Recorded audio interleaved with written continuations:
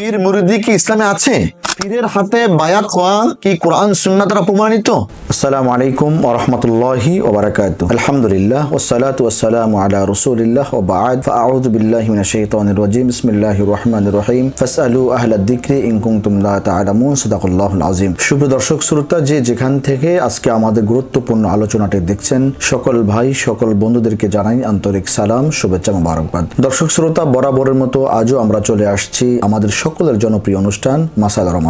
মাসাইল রমাদানের এই পর্বে আপনাদের সম্মুখে সম্মানিত অতিথি উপস্থিত আছেন। আজকে যিনি আপনাদের সকল প্রশ্নের উত্তর দেবেন ইনশাআল্লাহ, হাফিজ মাওলানা মুফতি মাহমুদুল হাসান হাফিজাহুল্লাহ, শিক্ষা সচিব মারকাজুত তালিম আল ইসলামী গুলশান ঢাকা ও মুশরিফ দারুল ইফতা মারকাজুত তালিম আল ইসলামী গুলশান ঢাকা। চলুন আমরা অতিথির কাছে পরিচয় হয়ে আসি।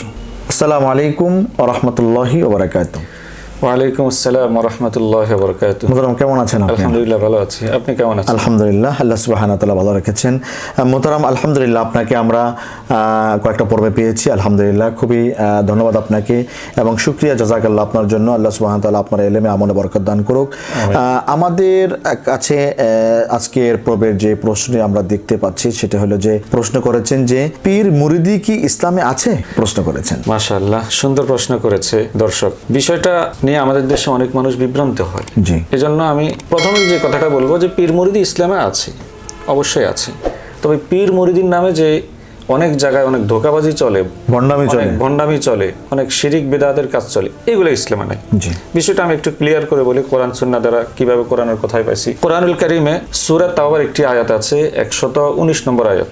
আল্লাহ তাআলা বলেন, ইয়া আইয়ুহাল্লাযীনা আমানুত্তাকুল্লাহা ওয়া কুনু মা'আস সাদিকিন। হে ঈমানদারগণ, তোমরা আল্লাহকে ভয় করো এবং তোমরা সৎ, নেককার, সাদিকিন যারা ভালো সৎ মানুষ তাদের সাথে থাকো, তাদের সংস্রবে থাকো। এটা আল্লাহ তাআলার আদেশ। কারণ ভালো মানুষ, নেককার, পরহেজগারদের সাথে থাকলে আরেকজন মানুষ আস্তে আস্তে তাকে দেখে তার থেকে শিখে নেককার হবে, পরহেজগার হবে। এটা আল্লাহর আদেশ। এরপরে আমরা সূরাতুল কাহফের একটা আয়াত আছে, 17 নম্বর আয়াত। আল্লাহ তাআলা বলেন, ওয়ামা ইউজলিল ফালান তাজিদ লাহু ওয়ালিয়াম মুরশিদা।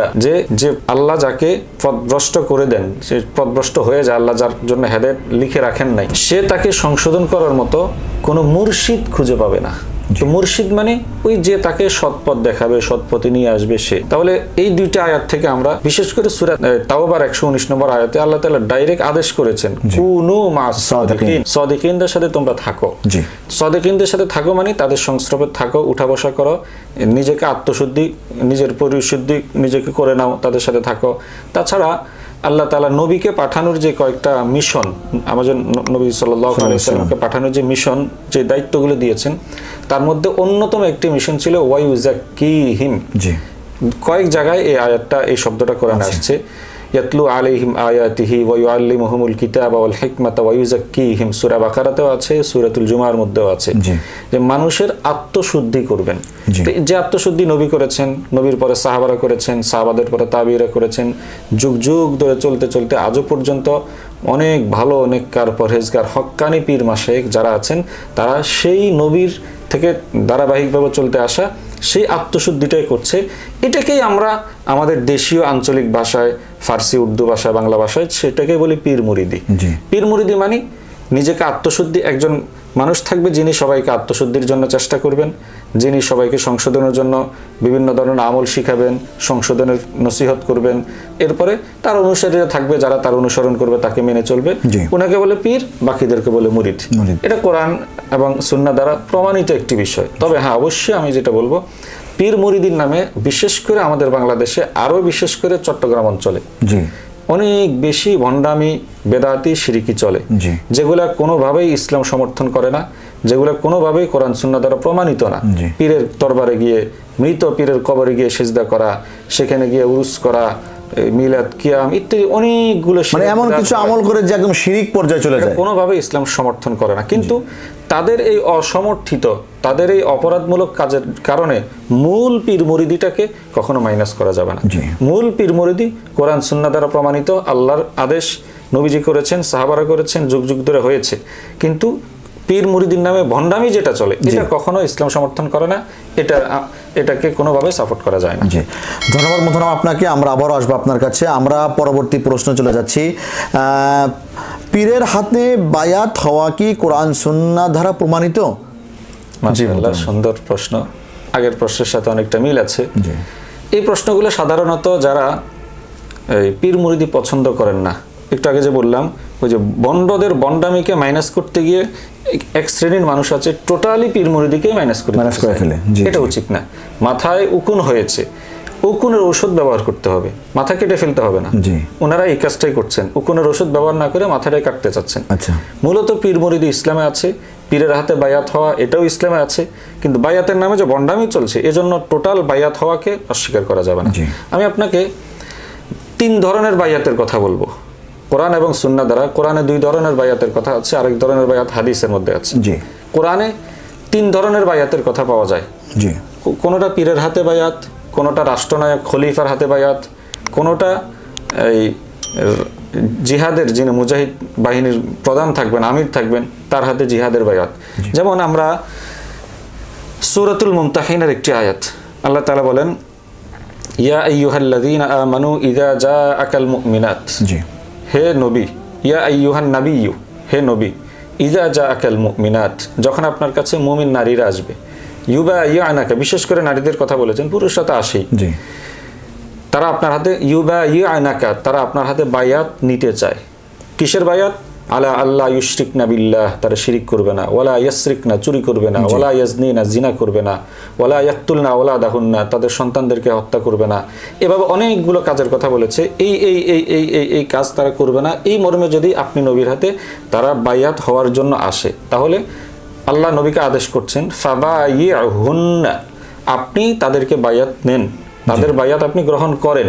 আল্লাহ নবীকে আদেশ করছেন। এই বায়াতটি ছিল এই যে আল্লাহ যেগুলোর কথা কোরআনে উল্লেখ করেছে, শিরিক করবে না, চুরি করবে না, ডাকাতি করবে না, এই সেই বিভিন্ন অপরাধ করবে না, সবগুলো হলো আত্মশুদ্ধির বায়াত।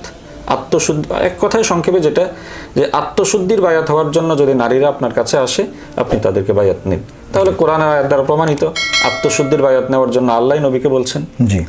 এই বায়াতটাই যুগ যুগ ধরে চলতে চলতে পীরের হাতের যে বায়াত, সেটা হলো এই আত্মশুদ্ধির বায়াতের প্রকারটাই। এটা কোরআন দ্বারা প্রমাণিত। আরো 2টা বায়াতও আছে অবশ্যই। অনেকে বায়াত এক প্রকারই বলতে চান যে বায়াত তো হবে শুধু জিহাদের বায়াত, অন্য কোন পীরের হাতে কিসের বায়াত? হ্যাঁ, কোরআনে যেমন জিহাদের বায়াতের কথা আছে, একই কোরআনে সূরাতুল মুমতাহিনার 12 নম্বর আয়াতে একইভাবে আত্মশুদ্ধির বায়াতও আছে, কোনোটাকে অস্বীকার করা যাবে না। জিহাদের বায়াত কোথায় আছে? সূরাতুল ফাতাহ একটি আয়াতে সেই বায়াতটার কথা আসছে, সেটা হলো বায়াতে রিজওয়ান, যেটাকে আমরা বলি। এই হুদায়বিয়ার সময়ে যে মুসলমানরা 1400 মুসলমান মক্কার কাফেরদের সাথে যুদ্ধ করার জন্য যে বায়াতটা নিয়েছিল, যেটাকে বলে বায়াতে রিজওয়ান, সূরাতুল ফাতাহের 18 নম্বর আয়াতে আল্লাহ তাআলা বলেন সাহাবারা যখন বায়াত হচ্ছিল, হযরত ওসমানকে কাফেররা মেরে ফেলেছিল, লম্বা ঘটনা, সেদিকে যাচ্ছি না। ওসমানকে পাঠিয়েছেন রাদিয়াল্লাহু তাআলা আনহু, পাঠিয়েছেন যে মুসলমানরা উমরা করতে আসবে, উমরা করবে, চলে যাবে, কোনো যুদ্ধ করবে না। তারা হযরত ওসমানকে আটক করে রেখেছে, যার জন্য নবীজি সাহাবাদেরকে বায়াত নিচ্ছেন যে, এবং গুজব ছড়াইয়া দিছে যে হযরত ওসমানকে তারা হত্যা করে ফেলেছে। এজন্য নবীজি সাথে সাথে বললেন, তারা আমাদের দূতকে যেহেতু হত্যা করেছে, আমরা তাদের সাথে জিহাদ করব। আসো তোমরা সবাই আমার হাতে বায়াত, হাত রেখে জিহাদের বায়াত করো। সবাই হাত রাখছে নবীজির হাতের উপরে। তো আল্লাহ তাআলা এই বায়াতকে পছন্দ করেছে। কি বলেছে? লাকাদ রাদিয়াল্লাহু আনিল মুমিনিন, আল্লাহ তাআলা মুমিনদের উপরে খুশি হয়ে গিয়েছে। কখন? ইজ ইউবাইউনাকা তাহতা শাজারা, যখন তারা গাছের নিচে আপনি নবীর হাতে হাত রেখে বায়াত নিচ্ছিল। ফাআলিমা মা ফি কুলুবিহিম ফাআনজালাস সাকিনাতা আলাইহিম, এরপরে অন্য কথা বলেছে। আল্লাহ তাআলা তাদের অন্তরের কথা জানেন, তাদের উপর সাকিনা নাজিল করেছেন। তো এই যে বায়াত হয়েছিল, এই বায়াত আল্লাহ প্রশংসা করেছে, এটা ছিল জিহাদের বায়াত। এই বায়াতে ইসলামে প্রমাণিত। এখানে নবীজি জিহাদের বায়াত নিচ্ছিল হযরত ওসমানের হত্যার প্রতিশোধ নেওয়ার জন্য, অথচ হযরত ওসমানকে কিন্তু হত্যা করে নাই। এখানে আমি প্রশ্ন থেকে একটু ভিন্ন একটা প্রসঙ্গ দিকে নিয়ে যাচ্ছি আপনাকে, সেটা হলো আপনার মাধ্যমে দর্শকদেরকে বলতে চাই যে নবীজি গায়েব জানতেন না, এটা প্রমাণিত। যেটা আল্লাহ জানিয়েছেন জিবরাইল আলাইহিস সালামের মাধ্যমে, ওই গায়েব অতটুকু জানতেন, যেটা আল্লাহ জানান নাই সেটা জানেন নাই। যেমন যদি নবীজি গায়েব জানতেন, তাহলে এখানে হযরত ওসমানকে তো হত্যা করা নাই, নবীজি হত্যা হয়েছে মর্মে জিহাদের জন্য বায়াত নিয়ে ফেলেছে, পরে জানছেন সত্যটা। যাই হোক, তাহলে আমরা দুই ধরনের বায়াত পাইলাম। একটা হলো জিহাদের বায়াত, আরেকটা হলো আত্মশুদ্ধির বায়াত, আরেকটা হলো যেটা সুন্নাহ দ্বারা প্রমাণিত, হাদিস দ্বারা প্রমাণিত খেলাফতের বায়াত। হযরত আবু বকর রাদিয়াল্লাহু তাআলা আনহু যখন খলিফা হলেন, সবাই তার হাত রেখে বায়াত হলেন যে আমরা আপনাকে খলিফা হিসেবে, রাষ্ট্রপ্রধান হিসেবে, আমিরুল মুমিনিন হিসেবে মেনে নিলাম। এভাবে সবাই, হযরত ওমরের হাতে এবার বায়াত হয়েছেন, হযরত আলীর হাতে, হযরত ওসমান রাদিয়াল্লাহু তাআলা আনহু, সবাই রাদিয়াল্লাহু তাআলা আনহুম সবার হাতেই হাত রেখে খেলাফতের বায়াত হয়েছেন। তাহলে ইসলামের তিন বায়াতই প্রমাণিত। পীর মুরিদির যে বায়াত এটাও প্রমাণিত, জিহাদের বায়াত সেটাও প্রমাণিত, খেলাফতের বায়াত সেটাও সুন্নাহ দ্বারা প্রমাণিত। সুতরাং কোনোটা নিয়ে বিভ্রান্ত হওয়া যাবে না। জি, মোহতারাম ধন্যবাদ আপনাকে। দর্শক শ্রোতা, এতক্ষণ পর্যন্ত যারা আমাদের সঙ্গে ছিলেন, আমাদের প্রোগ্রামটি উপভোগ করছেন, আপনাদের সকলকে ধন্যবাদ জানাচ্ছি আমাদের স্টুডিওর পক্ষ থেকে। এবং যারা আমাদের MTI চ্যানেল থেকে এখন যারা সাবস্ক্রাইব করেননি, অবশ্যই সাবস্ক্রাইব করার জন্য অনুরোধ রইল। পাশাপাশি যারা আমাদের পেজ থেকে, আইডি থেকে প্রোগ্রামটি দেখছেন, সবাইকে লাইক কমেন্টস করে প্রশ্ন করার জন্য অনুরোধ রইল। আপনারা যদি অবশ্যই প্রশ্ন করতে চান, আমাদের প্রশ্ন করতে পারবেন। আগামী পরে আমরা ইনশাআল্লাহ উত্তর দেওয়ার চেষ্টা করব। আল্লাহ সুবহানাহু ওয়া তাআলা আমাদেরকে ভালো কাজে সহযোগিতা করার তৌফিক দান করুক। শেয়ার করে আরেক ভাইকে দেখার জন্য আপনি সুযোগ করে দিবেন, এই আশা রেখে আগামী পর্ব দেখার আমন্ত্রণ জানিয়ে বিদায় নিচ্ছি। আসসালামু আলাইকুম ওয়া রাহমাতুল্লাহি ওয়া বারাকাতুহু।